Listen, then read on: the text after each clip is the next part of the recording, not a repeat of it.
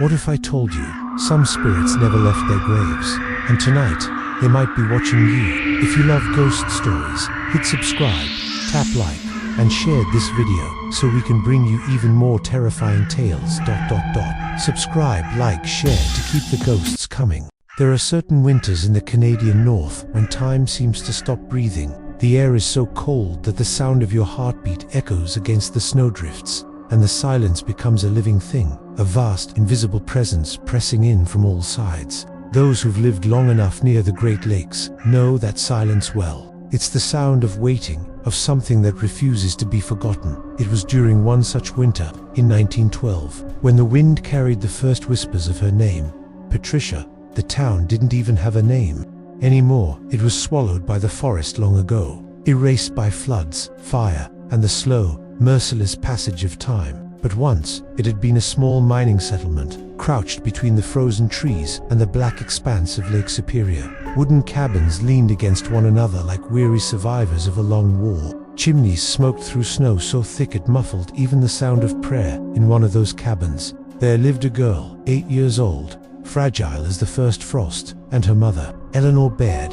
The husband, William, had drowned the spring before. He had gone out to repair a dock and never come back. They found only his boots, the lake too deep, too cold to give back the rest. The villagers pitied them as much as they feared them. The Baird woman, they said, is touched by sorrow, and the girl, by something else. Patricia had always been strange. She spoke to reflections, to shadows, to things that made no sound in the daylight. She would sit by the window for hours, eyes wide, staring into the mist over the lake. When her mother called her name, she would turn slowly, as though waking from another world. Sometimes, Eleanor would wake in the night to hear her daughter whispering, not to herself, to someone else. "I can hear him, Mama. He says the water isn't cold anymore." Eleanor would pull her close, trembling, whispering prayers through clenched teeth. But prayers are thin armor against the grief that grows like mold, quiet, invisible, consuming everything it touches. By autumn, Patricia had stopped eating. The doctor, a thin man from Sudbury, with frostbitten fingers and the smell of tobacco, said the child needed comfort, something to hold, something to love. So Eleanor ordered the doll. It came in a crate from Montreal, wrapped in brown paper and sealed with wax. Inside, beneath layers of straw, was a porcelain figure, hand-painted face, blue glass eyes, curls the color of wheat in sunlight. It wore a blue dress trimmed with lace and tiny leather shoes no bigger than thimbles. Eleanor set it beside Patricia's bed, saying softly, "She'll keep you company when I'm not here." The child smiled for the first time in months. "She looks like me," she whispered. "I'll call her Patricia too." That night, the snow began to fall. The following weeks were quiet, deceptively so. The girl spoke again, laughed even. The villagers thought perhaps the worst had passed. But the lake never forgives easily. By December, Eleanor began to hear noises, soft knocks behind the walls, the faint creak of floorboards in the child's room. Long after Patricia had fallen asleep, she blamed the wind, the settling wood. But the wind does not hum lullabies in a child's voice. The doll was always where it shouldn't be. Eleanor would leave it on the dresser, only to find it tucked beneath Patricia's arm. Once, she awoke to find a doll sitting upright at the foot of her own bed, its blue eyes gleaming in the half-dark. She told herself she was imagining it. Grief plays cruel tricks on the mind, but there were other things subtle at first, then unmistakable. Candles snuffed out by unseen breath, the mirror in the kitchen cracking down its center without cause. Patricia began sleepwalking, her small feet leaving trails of melted snow on the floor, though the door had never opened. And always, the doll silent, watching, waiting. I drifted through that house once, years after it had rotted into ruin. The roof had collapsed. The walls leaned inward as though tired of holding so much sorrow. Yet the air inside still trembled, faint vibrations of something unresolved, something neither living nor dead. It was there that I first saw her, not the doll, but the echo. A flicker in the dust, a shape small and pale, humming softly to herself. Her song was wordless, but the feeling was unmistakable. A child's love, bent into something unrecognizable by grief. There are ghosts that wail and rage, but Patricia's kind is quieter, infinitely more dangerous. She is the kind that waits. The end came during the longest night of the year. The storm began just after dusk. Wind screamed across the lake like 1,000 voices at once. Eleanor barred the doors, lit every candle she had, and held her daughter close. But Patricia was restless, eyes glazed, lips moving as if reciting something only she could hear. "He's calling," she said. "He says the water is open now." Eleanor begged her to stop, but the child slipped from her arms, walked to the window, and pressed her small hand to the frost. Lightning split the sky. For an instant, Eleanor saw something reflected there, a man's silhouette standing on the ice, one arm raised, beckoning. When she turned back, the window was open, snow blowing inward, and Patricia was gone. They found her at dawn, half buried by the lake's edge, her body unbroken, her eyes wide open. In her arms, she clutched the doll. The villagers said the mother went mad after that. She was found kneeling in the snow, frozen solid, the doll locked in her grasp. When they pried her fingers open, the porcelain face was cracked. The priest refused to bury it. "Such things," he said, "do not belong in holy ground." So the doll was sealed in a wooden box and hidden beneath the church floor. But wood rots, and stone remembers. Decades later, in the 1930s, the church was demolished, the foundation dug up. Workers found the box. One of them, a man named Harold Greaves, took the doll home for his daughter. By the next morning, his house had burned to the ground. No one saw the doll again, but I did. Time does not move for us, not the way it does for you. The dead walk in circles through centuries. I have watched towns rise and vanish, faces blur into fog, yet some things remain constant. Echoes, objects, curses made of memory. Patricia's doll is one of those anchors. Where she rests, time folds in on itself. I found her again in 1947, in a small antique shop on Queen Street in Toronto. Behind the window pane, she sat beneath the flicker of a single bulb. Blue dress, blonde curls, her left cheek still cracked. The shop owner, Victor Crail, didn't know what he had. He bought her from a traveling merchant for $5 and set her among clocks and music boxes. I remember the smell, dust, oil, something faintly metallic.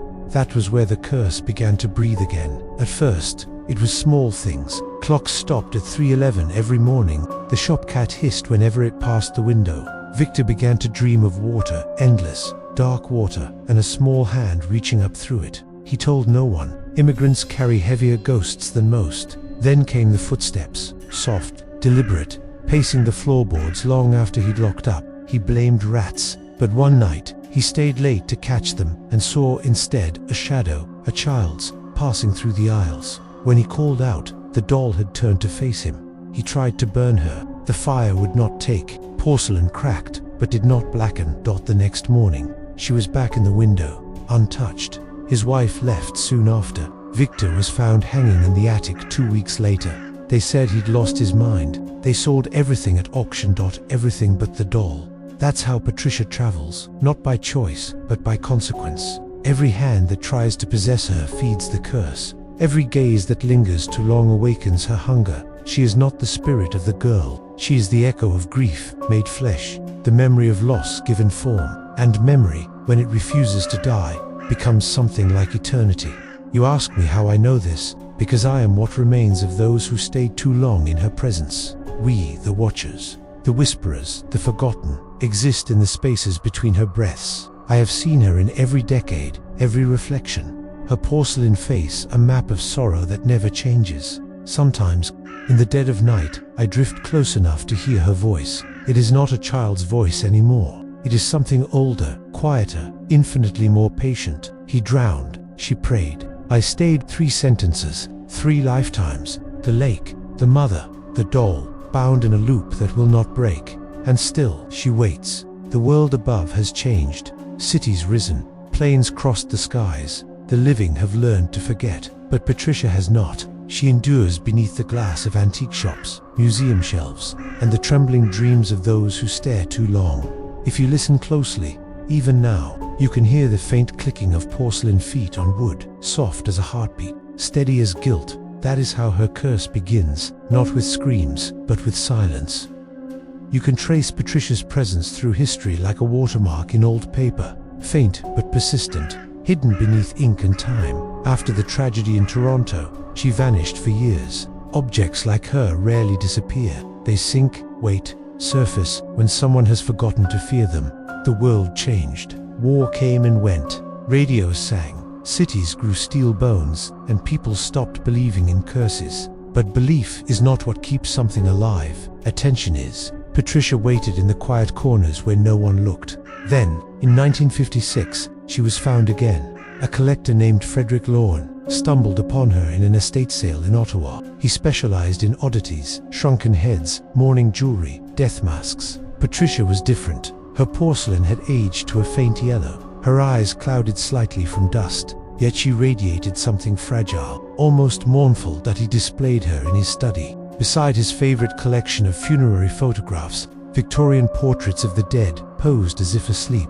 Lawrence's guests found the doll unsettling. Her gaze followed them, or seemed to. He laughed it off. "It's only glass and paint," he said, "but look how alive she is." In time, Lorne became obsessed. He stopped collecting other items. He stopped sleeping. He began writing about her, long, fevered entries in his journals. "She knows my thoughts before I speak them. When I wake, she is facing me. When I close my eyes, she moves closer. She breathes in my dreams." The last entry was shorter. "The lake. She calls from the lake." His body was found by the shore of the Ottawa River.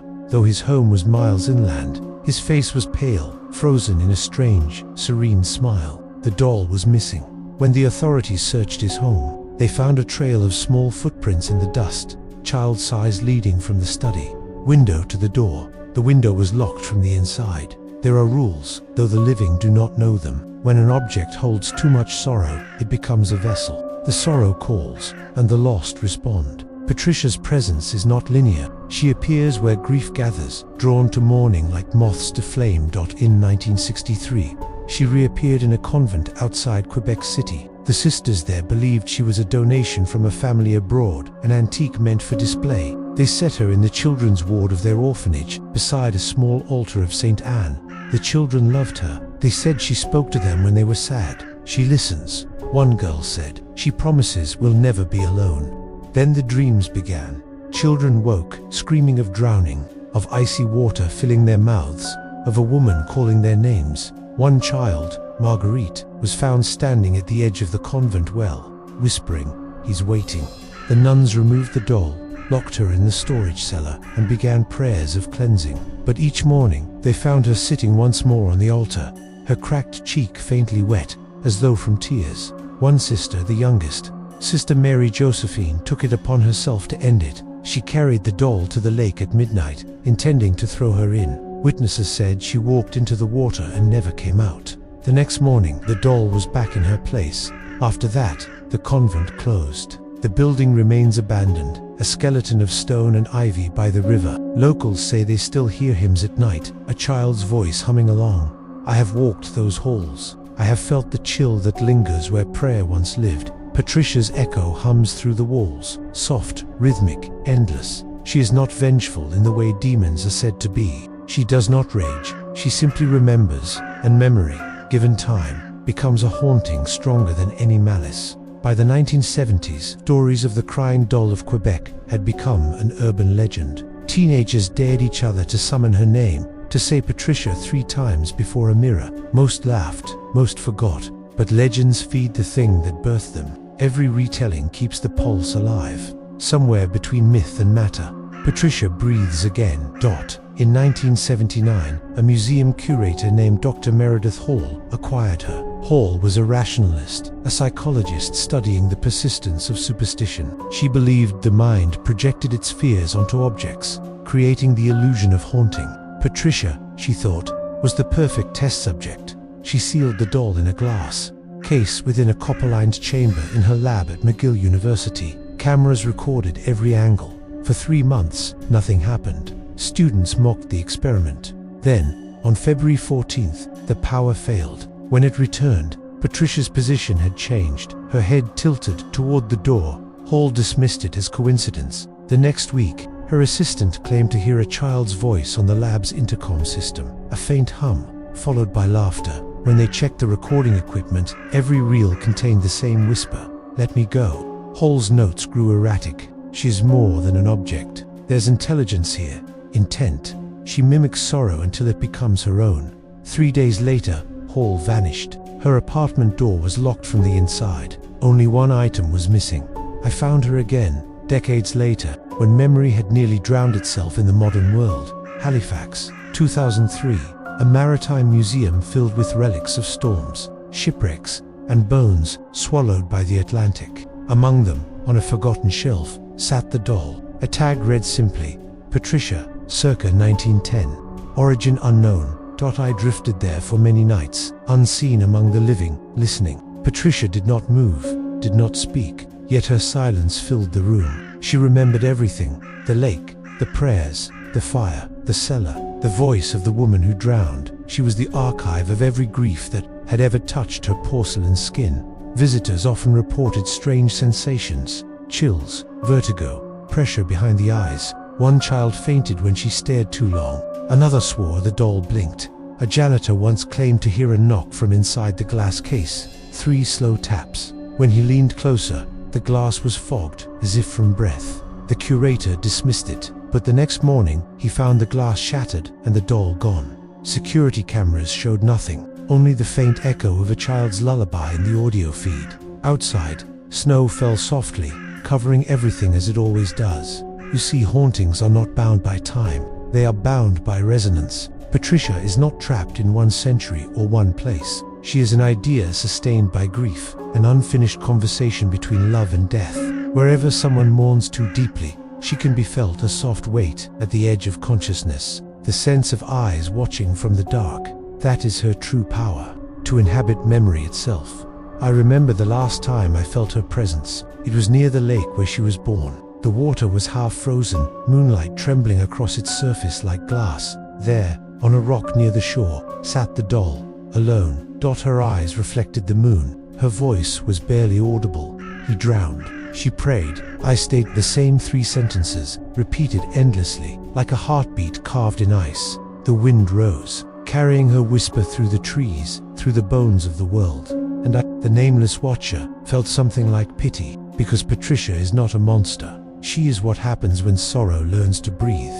That night, a storm rolled in. Lightning tore the sky open, rain mixing with sleet. I lingered until the horizon disappeared. When the clouds cleared, she was gone again. But in the water's reflection, I saw her face for the briefest instant, smiling, as if content. Perhaps she had found another listener. Perhaps she had followed another grief. Because somewhere, always, there is someone who cannot let go. The wind speaks differently in October. It carries whispers beneath its howl, fragments of forgotten lullabies, syllables drowned by time. And in that wind, Patricia's name surfaces again, like something the earth itself refuses to bury. For nearly a century, she had drifted through history's backwaters, appearing, vanishing, reappearing in new tragedies. Always near water, always where grief thickens the air, until the year 2012. That was when I felt the veil tremble.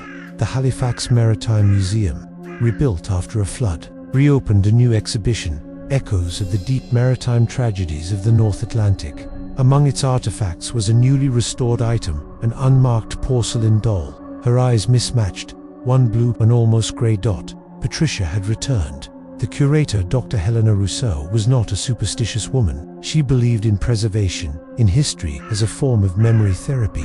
She saw the doll as a symbol of endurance, not damnation. But Patricia does not endure. She absorbs. Within weeks, the museum's staff began reporting oddities. The temperature in the exhibit dropping below freezing. Despite controlled conditions, visitors complained of whispers echoing through the gallery, motion sensors triggered at night, recording only shadows that moved against the direction of the light. Helena, ever the rationalist, began recording overnight sessions, hoping to debunk the rumors, but the footage betrayed logic. On the 17th of November, the security feed captured a faint figure, a child-shaped silhouette standing before the case. Though the museum was sealed shut, the doll's head turned toward the figure, then both vanished in a blur of static. When the image returned, the glass case was empty. 2 nights later, they found Helena Rousseau on the pier behind the museum, barefoot in the frost, whispering the same line over and over. She's beneath the ice. She's watching the stars through the water. Her breath had frozen on her lips, her eyes open, unseeing. No trace of the doll was found. I followed her presence across the city, a spectral current drawn to human sorrow. Hospitals, old churches, forgotten bridges. She was everywhere and nowhere. her name murmured by those who dreamed of drowning. Then came the first mirror incident. A teenager in Dartmouth claimed that when she looked into her mirror at midnight, she saw not her reflection but that of a doll, porcelain skin cracked, lips trembling as if whispering through glass. The next morning, her mirror was found shattered, her room flooded ankle-deep, though no pipes had burst. Written across the floor in condensation were 3 words: "Do you remember me?" The phrase appeared again and again in the months that followed, on walls, on frost, on condensation-covered windows, always near places touched by loss. Grief is an echo chamber, and Patricia had learned how to amplify it. The more people feared her, the more she grew, feeding on remembrance like oxygen. She was no longer an object, but a pattern, a resonance vibrating through the collective human mind. I tried to speak to her that night. I descended to the lake, the one where her story began. The same lake where the first child had drowned. The same mirror of water that had reflected her porcelain face under the moonlight decades ago. It was winter again. The surface was thin ice, a fragile skin stretched over infinite depth. I called her name once, twice, 3 times. The world fell silent. The air thickened, as if sound itself had been drained from existence. Then movement beneath the ice. A pale hand, small, delicate, pressed against the underside of the frozen surface. Another hand followed, then a face. Her face, the same childlike features, the same cracked porcelain cheek, but her eyes, they were human now, full of infinite sorrow. "I never wanted to hurt anyone," she whispered, though her lips did not move. "He fell. I tried to help, but the lake took us both." And then the revelation struck like lightning through fog. She was not the curse. She was the result of one. The doll had been bound to her spirit by a grieving mother, a desperate act, to hold on to the child lost in that frozen lake. The ritual, intended to preserve love, instead trapped it, warping affection into possession. The mother died weeks later, consumed by guilt. The child's soul remained confused, lonely, clinging to the only vessel left, the doll. That was the origin of Patricia. Not evil, not vengeful, just endless sorrow. As I watched, her form shifted, flickering between girl and doll, flesh and porcelain, innocence and terror. Around her, the ice began to crack. The sound was like bones breaking under the weight of the past. "I only wanted to stay loved," she murmured, "but they keep leaving." I stepped closer. The ice groaned. The surface began to fracture outward from where she knelt beneath it. Beneath the cracks, the lake glowed, not blue, but an eerie white, as though reflecting the memories of all who had drowned there. "Patricia," I said, though I am no longer sure if my voice carried through the air or through the silence between worlds, "you can let go." For a moment, she looked up, truly looked, her eyes clearing, her reflection aligning perfectly with the ghost of the child she once was. Then came the sound, a scream, and not just hers, but of every life she had touched, every grief she had carried. The storm above the lake erupted, wind spiraling downward like a vortex of anguish. The water shattered through the ice in a column of spectral light, and then, nothing. Just stillness. The storm ended as quickly as it began. The lake froze again, smooth, untouched. The moon returned, but the doll was gone. 4 years after, no one spoke her name aloud. The museum sealed its archives. The convent's ruins were demolished. The stories faded into folklore once more. Yet even now, sometimes, when the air is still and snow begins to fall in slow spirals, people claim to hear the faintest echo of a lullaby on the wind, a song of longing and loss. And if you listen closely, too closely, you might catch a whisper behind it, soft as a child's breath against glass. "Do you remember me?" Some nights, when the veil thins, I still wander the frozen lakes of the north. Sometimes I see a small figure at the water's edge, a child holding a doll, or perhaps a doll holding a child. It is hard to tell anymore, but I always bow my head when I pass, for she has earned her peace, or at least her silence. The haunting has ended, or perhaps, like winter, it only sleeps. The years pass differently when you no longer breathe. Seasons become sensations, not days. Cold is a memory, not a temperature. The Dead Sea time has ripples, each century blending into the next like reflections trembling on the surface of water. So I have watched as Patricia's name slipped from spoken legend into the code of the modern age. She is no longer just a doll, she is a signal. In 2020, a group of university students from Montreal began a digital folklore project called Canadian Curses, Interactive Legends of the North. They gathered myths from every province: Wendigo sightings, ghost ships on Lake Superior, haunted mines in Nova Scotia, and then, buried deep in an old museum archive, they found a sealed photograph marked only with 3 words: property of Halifax exhibit, 2012. The photo was of a porcelain doll, with 1 blue eye, 1 grape. They posted it on social media, jokingly captioned, "Would you dare to summon Patricia?" Within 12 hours, the post had reached 1 million views. The comments section filled with stories, none confirmed, all uncanny. People claimed they had seen her reflection in their screens, or heard faint tapping sounds from behind their monitors. Others said their phones turned on in the middle of the night, displaying the words, "Do you remember me?" The students laughed it off. But one, a girl named Isla, decided to test the legend. She recorded herself in her dorm room, sitting before her webcam at exactly midnight. Her challenge was simple: stare into the screen for 3 minutes while whispering Patricia's name, and wait. The recording was streamed live to an audience of thousands. For the first minute, nothing happened. By the second, her reflection began to distort, subtle at first, a flicker of static. Then her eyes, on screen, blinked half a second slower than in real life. By the third minute, the reflection smiled. Isla did not. Then the feed went black, that the audience erupted in panic. Some claimed they saw a childlike face in the darkness. Others swore the sound of water dripping echoed through their headphones. When the stream returned, the room was empty. Isla was gone. Authorities later found her laptop submerged in a basin of water, still running. The hard drive contained a single corrupted file. Its title, Patricia_was_here.mp4.mp4.no.